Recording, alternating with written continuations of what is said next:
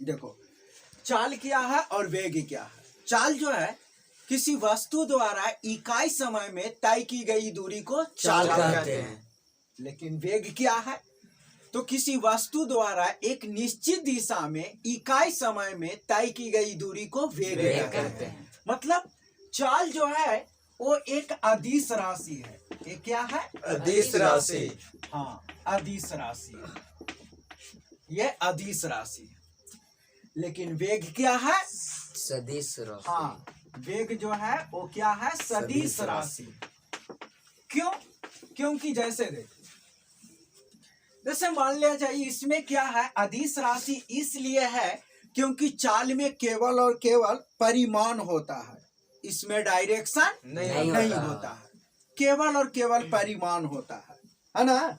तो देखा जाए जैसे हम कह रहे हैं कि कोई वस्तु जो है 3 किलोमीटर प्रति घंटा से गतिशील है, ठीक है।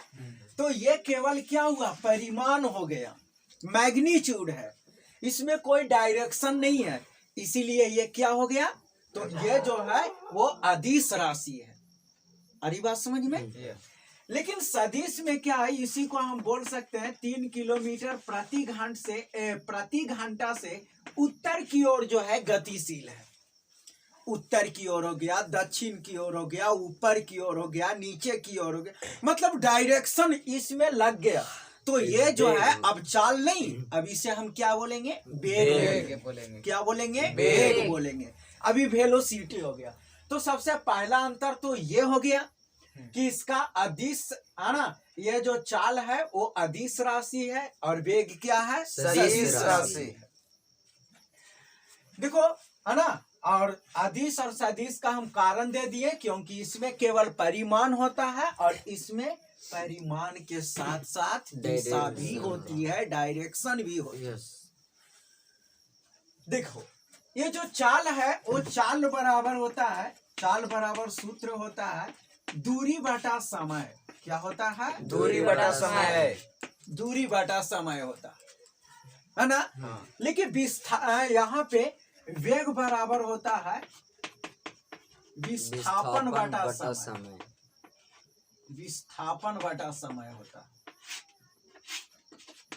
ये हो गया, समझ में आया? ये जो चाल बराबर क्या होता है? दूरी बटा समय, जबकि विस्थापन बराबर क्या, वेग बराबर क्या होता है? विस्थापन बटा समय होता है।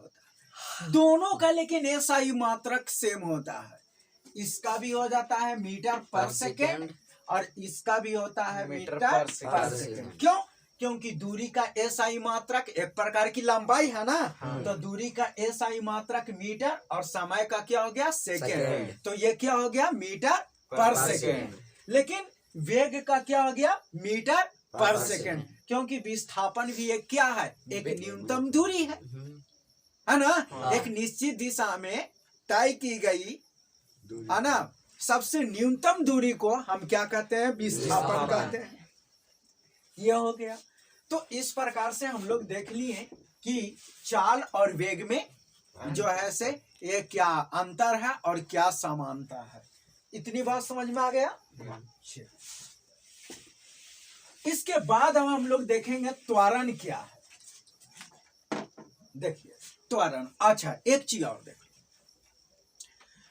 बताया गया यहाँ पे, देखिए कि जो है ना जो है आचार चाल में, ठीक है, आचार चाल में आचार वेग अंतर्निहित होते हैं, लेकिन आचार वेग में आचार चाल अंतर्निहित नहीं होते हैं, ठीक है ना। हमने क्या बोले कि यहाँ पे इस प्रकार से हम लोग बोल दिए हैं कि आचार वेग में आचार चाल अंतर्निहित होते हैं, यानी वेग में चाल अंतर्निहित होते हैं, उसमें होता है। जैसे कैसे हो गया से देख लो, यहाँ पे ध्यान दो। जैसे मान लिया जाए कि 3 मीटर पर सेकेंड से कोई वस्तु जो है से गतिशील है, एक समान वेग से वो जा रहा है ना, यानी पूरब की ओर। चलो एक डायरेक्शन दे देते हैं, है ना, पूर्व की ओर, ईस्ट की ओर ये जा रहा, ठीक है। तो इसमें अगर हम खाली परिमाण लेंगे तो देखो आचार चाल इसमें शामिल है कि नहीं है? लेकिन अगर मान लीजिए हम अचर चाल बोल रहे हैं कि अचर चाल में है ना जो है वो वेग अंतर्निहित नहीं होता है। कैसे नहीं होता है से देखो, जैसे हम बोल रहे हैं 3 मीटर पर सेकेंड से कोई वस्तु गतिशील है, हो सकता है कोई वस्तु इस प्रकार से गतिशील होगा, जा रहा होगा, डायरेक्शन चेंज कर रहा होगा। तो वेग जो है ना, अगर परिमाण बदलता है, वेग का परिमाण बदलता है तो भी वेग में परिवर्तन हो जाएगा, उसका परिमाण बदलेगा तो भी वेग में परिवर्तन हो जाएगा, अगर उसकी डायरेक्शन बदलेगा तो भी वेग में परिवर्तन हो जाएगा, या परिमाण और डायरेक्शन दोनों बदलेगा तो भी वेग में परिवर्तन हो जाएगा। इसीलिए है ना ये बताया गया है कि अचर वेग में अचर चाल अंतर्निहित होते हैं, मतलब उसमें होते हैं, लेकिन अचर चाल में अचर वेग अंतर्निहित नहीं होते हैं। अरे बात समझ में, यह हमेशा ऑब्जेक्टिव वगैरह में पूछते रहता है। चलिए अब इसके बाद देखते हैं, अब हम लोगों को पढ़ना है एक्सीलरेशन यानी त्वरण।